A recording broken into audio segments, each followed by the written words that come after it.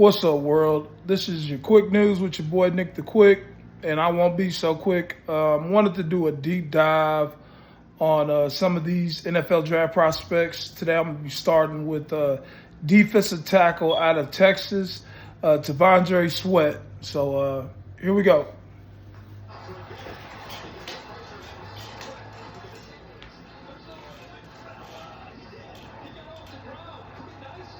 Good athleticism. Big dude. I think about 6'4", 260. Getting up off his feet. Tell you right now, I already know it's going to be an issue just with conditioning, just being that big and playing at that level. But right here, does a great job engaging with this offensive lineman. Doesn't really lock out, but he's just so strong. You can tell, just kind of butt presses that guy, dumps him, finishes play. We'll get another good look at it here. Yeah, just so strong, butt press, dump, tackle for loss. That's huge, man. I mean, being able to get a defensive tackle that's big enough that he's hard to move, and then he's strong and explosive enough to knock dudes back, knock double teams back, press the V of the gap, so to speak. If two linemen coming together, that space creates a V. Let's call that being able to press that V and get into that space and explode in the backfield for tackles for losses right here. This is a sack. Nice job with his hands. Yeah, that's quick feet, man. Just finishing. Little dance right there. Here you go. See, this is, again, where I see that he's not as great with hands and just being able to lock out. Like right now, his hands are in a bad position. Like this is why he doesn't do a better job as far as just getting pressure on the quarterback.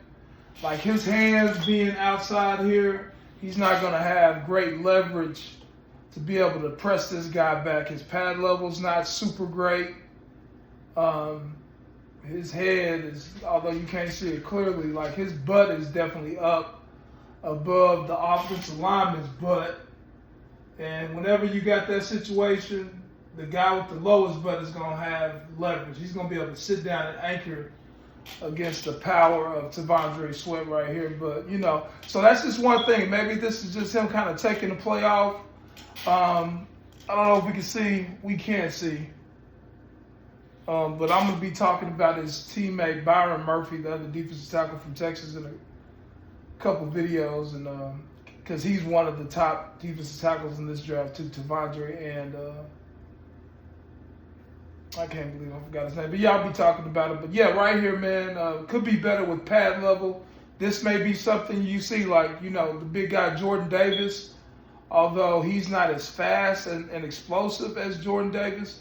T'Vondre about the same size as far as girth.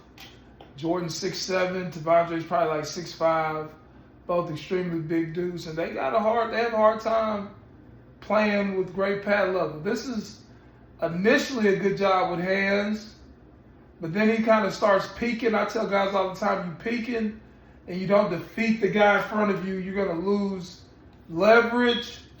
You're going to lose an ability to be able to finish a play. Like, do your job. Get off this block before you worry about that quarterback.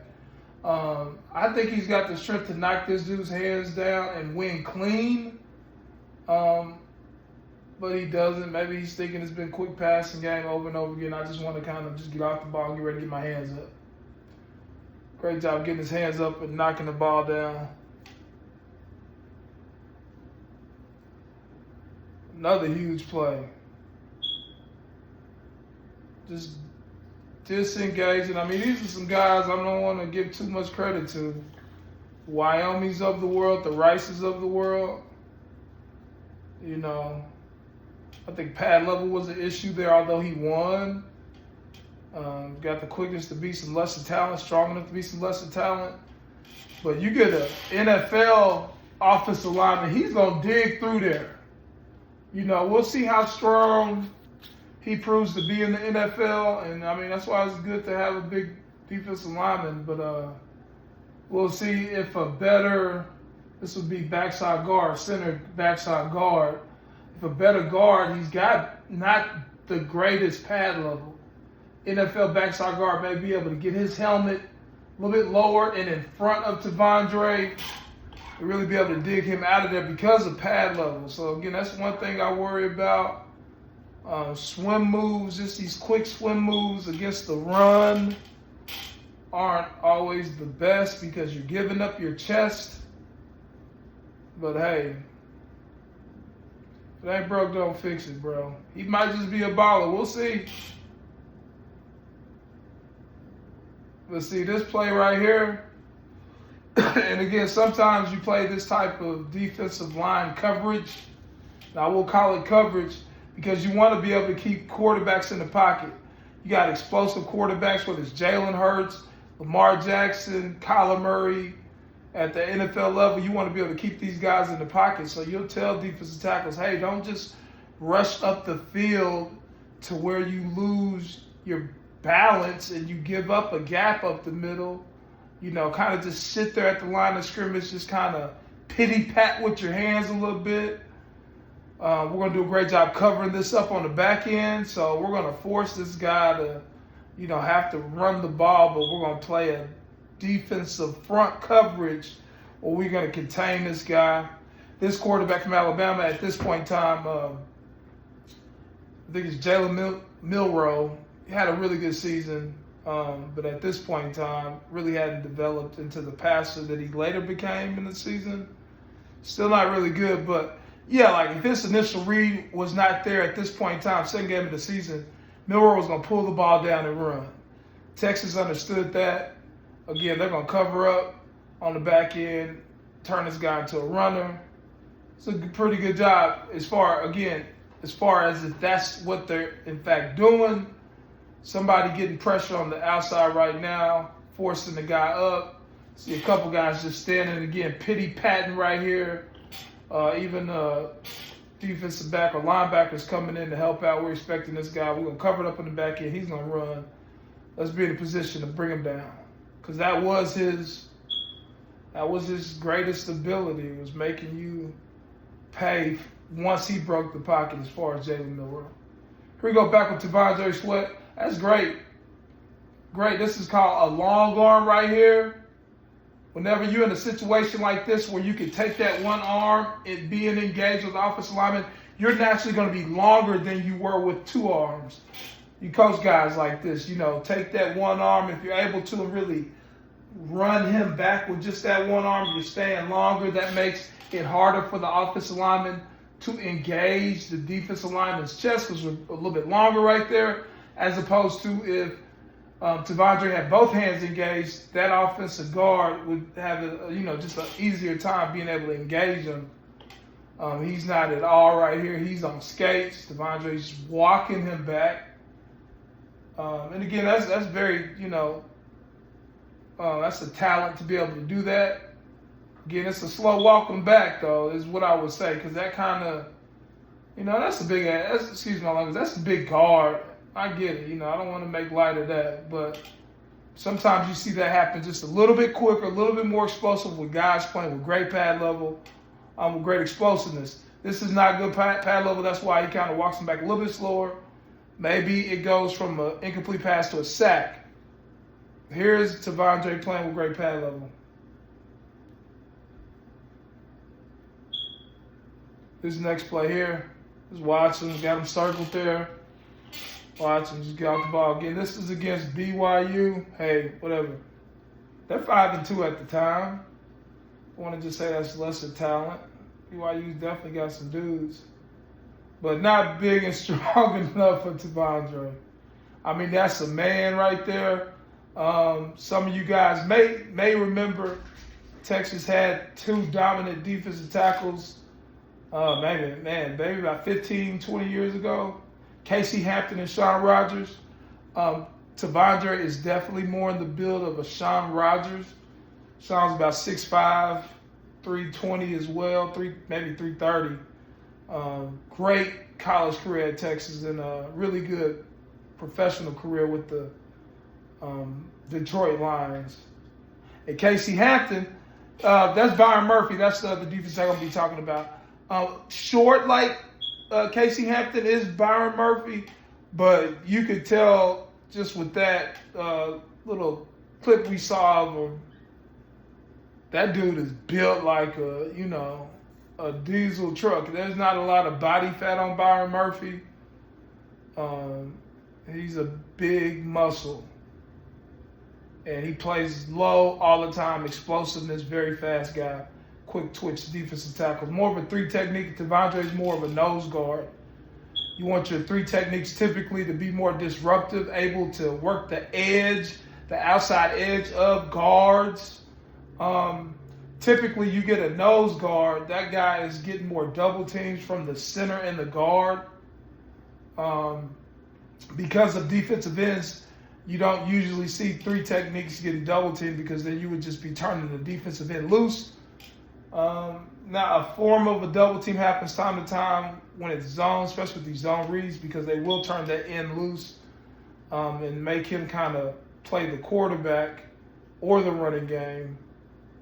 I see a lot of that these days in college football, but even still, that three techniques really not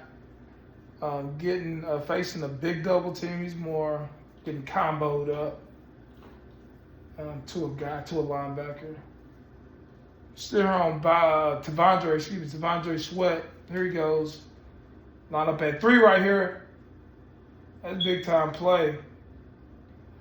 I will tell you though, again, I mean, it's different playing NFL and college football. Like where he should be is tight to this guy's shoulder. Because if he doesn't, this guy has an angle with that space created to really wham block T'Vondre. Now, I would not recommend anybody try to establish successful offense based on plays that has T'Vondre Sweat getting wham blocked, because you're just not going to have a lot of guys signing up to do that. But this probably is what it should have been. And these guys don't know it's going to be T'Vondre. This is just a scheme. If you get this look, this is the guy that gets that block. We'll see what he turns T'Vondre down. And, I just wouldn't say you should do that. The biggest threat is the inside guy. They're not blocking this defensive end. So, yeah, I think they draw it up for him to get wham blocked. But really, like, if we could crack here, get the ball inside there, that would be it would be a better play if it wasn't T'Vondre Sweat that you had to do that too. This tackle, maybe T'Vondre knows this is coming. He just blows up this tackle right here and swallows up the play. That's big time. But again, that quickness, if that's him kind of anticipating the instincts, that's great. That play probably should be made by somebody else, though. If everybody's doing their job. See, so this is, again, like, I don't know. Like, you taking chances here. Great hands right here. Being long with his hands is awesome. He's able to get away with this at this level. I believe he's supposed to be outside that guard, which he's not. He's kind of like head up on him right now, peeking in the backfield. I'm sure in the NFL, when guys peak, when you're not just like, elite, if you don't have elite strength, and maybe he does. I didn't see his combine numbers as far as bench press. I'm sure he's a very strong dude. But NFL is just different, right? He's a kid compared to those guys. When you start peaking, you playing with bad pad level, you don't get moved back. And although he's able to, we'll see if this guard is any good. I don't know. But again, there's lesser talent. I know TCU has dudes. But, this T'Vondre wins right now just locking this dude out. I think both guys are playing with terrible pad level. His hands should be lower. If his hands are lower, anybody he locks out would pop up like that. He's got his hand around his shoulder. That's not really a strong point. Outside shoulder even, to really cause somebody to pop up. If they're playing with great pad level, your hand should roll down their shoulder to their backside as they drive through your chest. I think he kind of gets away with some poor technique right here because he's just a better player, a better athlete than these guys. Quickly disengages and makes the tackle. That's a big play. That's a big play.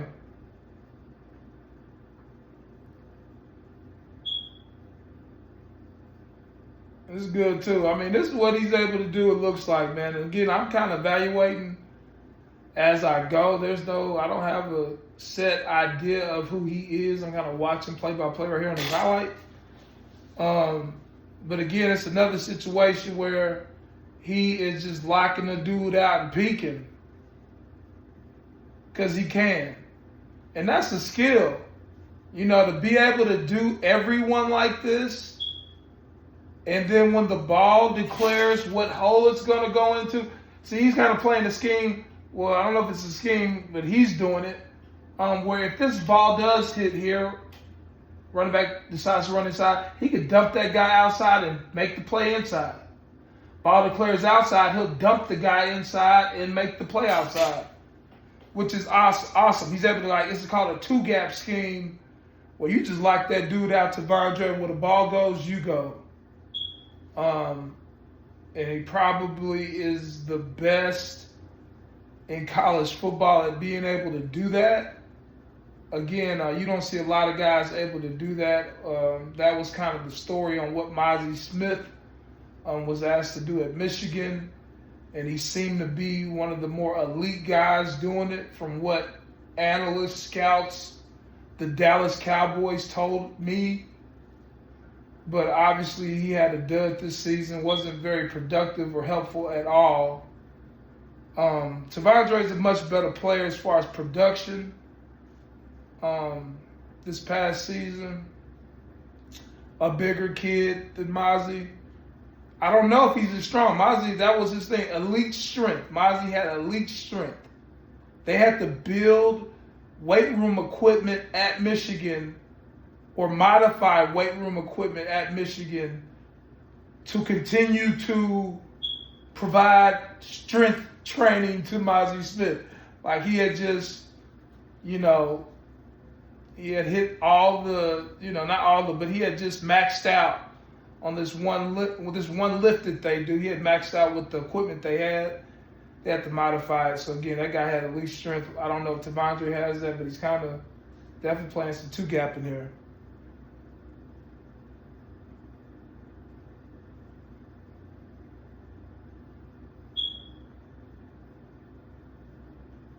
Laid off the ball. That's fine, I guess. Kind of, because there's this saying, if you get reached, stay reached. Now, let me see where he was lined up on this guy before I just kind of down. But it looks to me he's lined up outside this guard. Here's the center here. He's lined up on this guard outside of him. He doesn't touch the guard,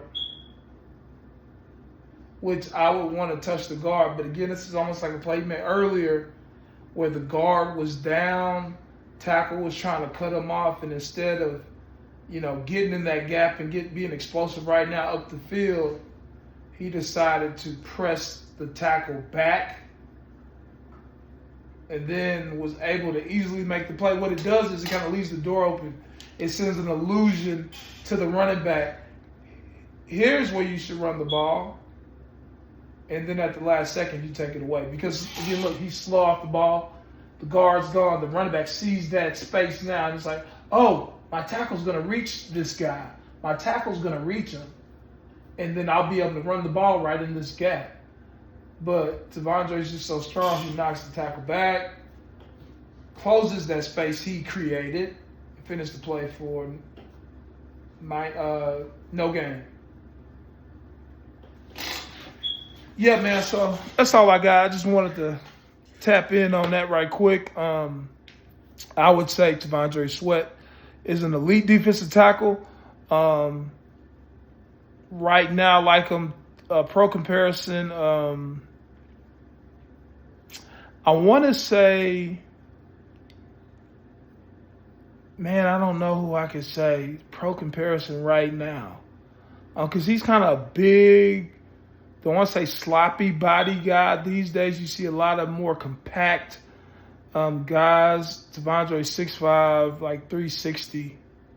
So he's bringing the gut with him, which is not a bad thing. He's harder to move.